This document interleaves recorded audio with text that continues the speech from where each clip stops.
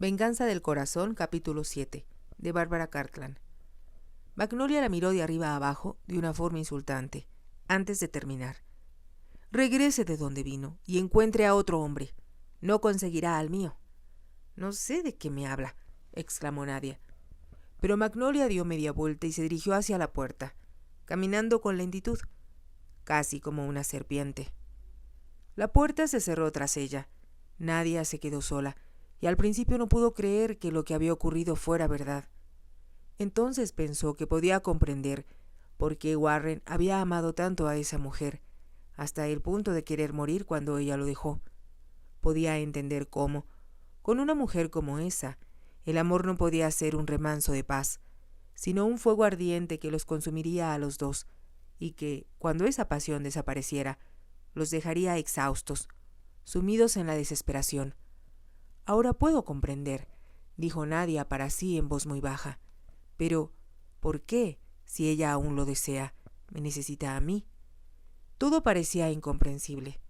Cuando Warren le había comentado en París lo desilusionado que estaba, ella pensó que él la había perdido para siempre, y ciertamente no esperaba encontrarla aquí, reclamándolo como ella lo había hecho. Se sentó en una silla, porque sus piernas parecían incapaces de sostenerla, y trató de ordenar sus pensamientos. Pero, como era muy inteligente, comenzó a entender lo que había ocurrido. Magnolia, como dijo Warren, se había negado a casarse con él, pues prefirió a un hombre con un título. Ese debió ser el primo que murió en un accidente. Ahora que el primo estaba muerto, ella deseaba reconquistar a Warren, pero él ya no la quería a ella. Todo parecía muy complicado. Nadie podía entender que el orgullo de él no le permitiera aceptar de nuevo a una mujer que lo había rechazado, ni siquiera una tan bella como Magnolia Kane. Es bella, pero peligrosa, pensó. Pero al recordar la expresión de los ojos de Magnolia, volvió a sentir el miedo que había creído dejar atrás en París, el miedo que había padecido por tanto tiempo. Se dijo estremeciéndose, y que regresaba a su vida con extrema crueldad. La puerta se abrió y entró Warren, apuesto y elegante con su ropa de montar.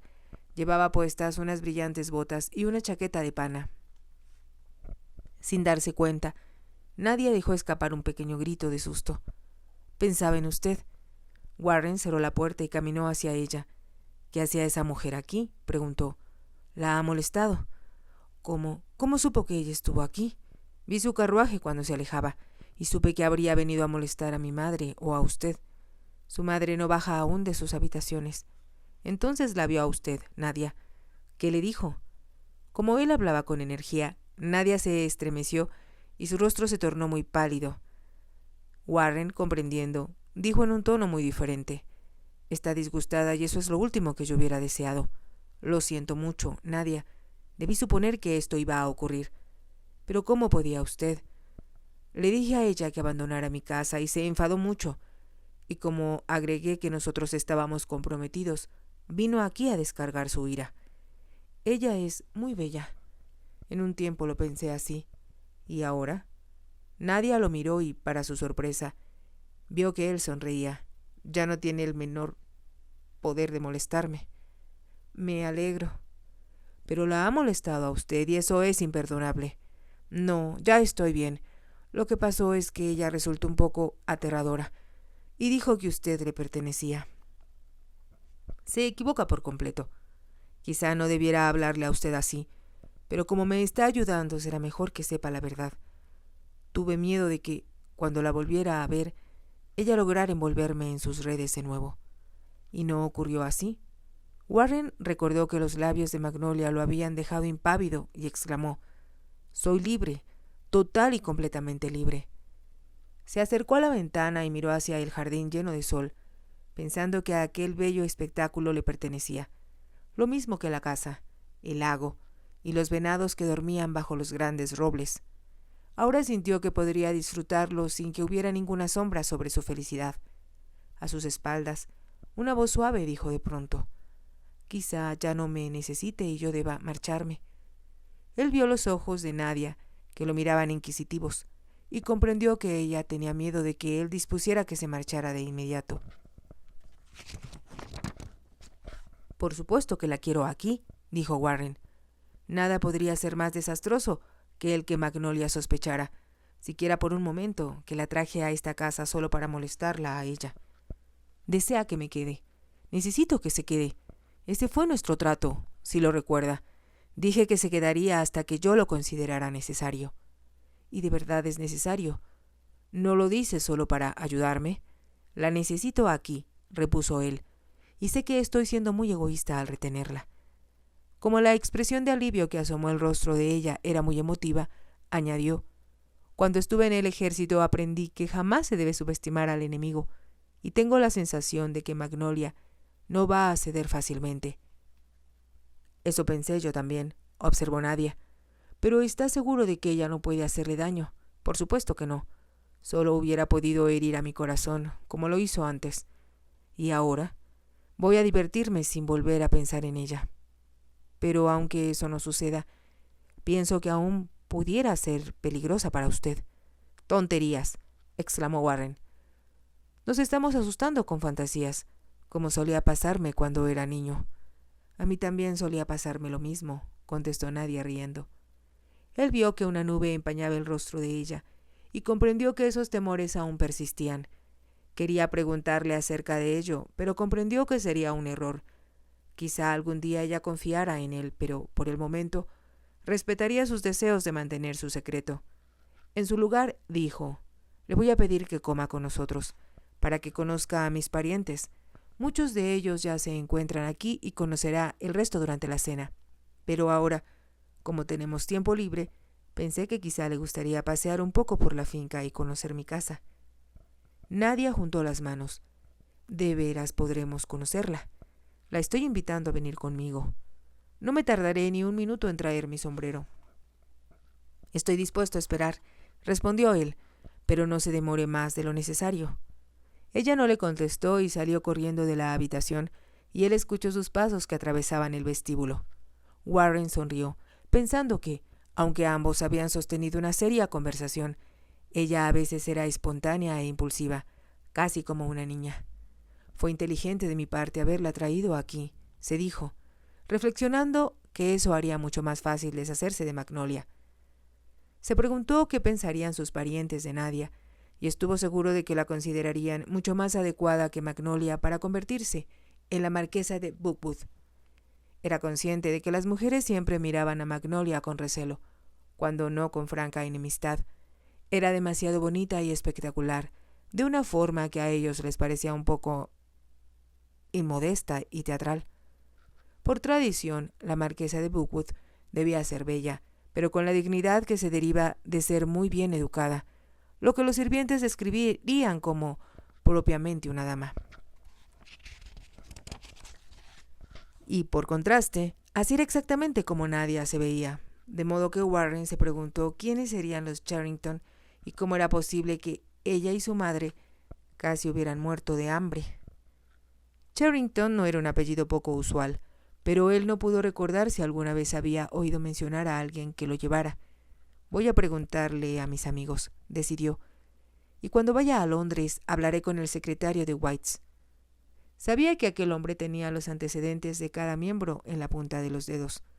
Cuando escuchó que Nadia corría escalera abajo, se dijo que debía tener cuidado en recordar que ella era la condesa Nadia Ferris y que provenía de una muy antigua y respetable familia húngara. Por primera vez se le ocurrió pensar que, si era húngara, debía de montar muy bien a caballo, y si no lo hacía podría despertar sospechas. La ayudó a subir al faetón, que, tirado por 2 soberbios caballos, los esperaba afuera. Cuando se pusieron en marcha, él dijo: «Jamás tuve tiempo de preguntárselo antes, pero ¿le gusta montar?». Ella lo miró y los ojos le brillaron al responder: «Sé que lo que me está preguntando es si monto lo bastante bien como para convencer a quien me vea de que realmente soy húngara. Está leyendo mis pensamientos. Por supuesto, al igual que algunas veces usted lee los míos. Entonces responda a mi pregunta. Eso puedo hacerlo con facilidad. Monto muy bien, pero no lo he hecho desde hace mucho tiempo y, aunque es algo que nunca se olvida, sin duda acabaré cansada y adolorida después de montar uno de sus briosos caballos. Es algo que debe hacer después del funeral». Hubo una breve pausa y entonces Nadia añadió: «Quizá piense que fue un error de mi parte el ser tan extravagante, pero insistí en que Madame Blanc me comprara un traje de montar, por si usted me pedía que lo acompañara a caballo». Warren rió y fue una risa espontánea. «El problema con usted, Nadia, es que no solo es enigmática en su conducta, sino que, por lo general, va un poco adelante de mí. Acabo de comprender que la gente esperará que monte bien a caballo, y usted me dice que ya lo había anticipado desde mucho antes. En París me pareció un poco de vanidad de mi parte, pero quizá un día pueda pagarle el dinero que ha gastado en mí». Nadia hizo un pequeño gesto de impotencia con las manos, antes de añadir: «Pero por el momento no se me ocurre cómo. Olvídelo». «Soy yo quien estoy en deuda con usted», respondió Warren, «y le estoy tan agradecido que quiero darle las gracias, una y otra vez, y pensar en alguna forma de expresarle lo mucho que su presencia significa para mí». Él la miró, y como ella hizo lo mismo, sus ojos se encontraron. A él se le ocurrió pensar que la manera más fácil de demostrarle lo agradecido que estaba sería besarla. Por un momento, le costó trabajo apartar su mirada de la de ella y luego, como si recordara que los caballos necesitaban su atención, Warren miró hacia otra parte. «Ahora tendrá su primera impresión de Bookwood», dijo, «y sé que no se sentirá desilusionada». Cuando terminó el funeral y la familia comenzó a marcharse, todos felicitaron a Warren, y especialmente a Nadia, por su compromiso. Y, aunque él había esperado que todos se mostraran contentos, se dio cuenta de que lo hacían con una sinceridad que no tenía nada que ver con la cortesía acostumbrada. Él mismo había notado que, después de la comida y la cena, Nadia había hecho un esfuerzo por conversar con aquellos parientes, quienes eran más bien aburridos. Le pareció que ese era un detalle de mucho tacto de su parte, y no pudo evitar compararla con Magnolia, quien siempre buscaba ser el centro de atracción de los hombres en cualquier reunión. Nadia se esmeró en ser amable con las mujeres de mayor edad, sobre todo con aquellas a quienes los demás miembros de la familia habían calificado durante años como de carácter apocado. Cuando todos se hubieron marchado, él regresó a la casa de su madre y se la encontró tomando el té a solas con Nadia. «Es un poco tarde, querido», le dijo su madre, cuando lo vio entrar en la habitación, «pero una buena taza de té era lo que yo necesitaba para seguir en pie». «Estuviste maravillosa, mamá», respondió Warren, inclinándose para besarla. «Solo espero que no haya sido demasiado para ti». «No niego que resultó un poco molesto, pues yo quería mucho a Arthur, pero, por otra parte, no estuvo enfermo durante meses, como sucedió con tu pobre abuelo». A Warren lo había dejado un poco triste el funeral y trató de sonreír. «Díganme lo que han planeado hacer esta noche», inquirió, «aunque me parece increíble que estemos solos. Ahora que la familia se ha marchado, no se acostumbra uno a tanto silencio». También estaba pensando en que la casa era ahora suya, y que todos esperaban que introdujera cambios y quizá restricciones. Pero él ya había tomado la decisión de andar con calma y tratar de no molestar a nadie. Los viejos sirvientes estaban acostumbrados a las normas establecidas, y como el señor Greyshoot lo tenía todo tan bien organizado, no deseaba agitar lo que parecía ser un mar muy tranquilo. «Creo que lo mejor será que tú cenes aquí con Nadia, o que ella vaya a tu casa», respondió su madre. «En cuanto a mí, deseo retirarme a la cama».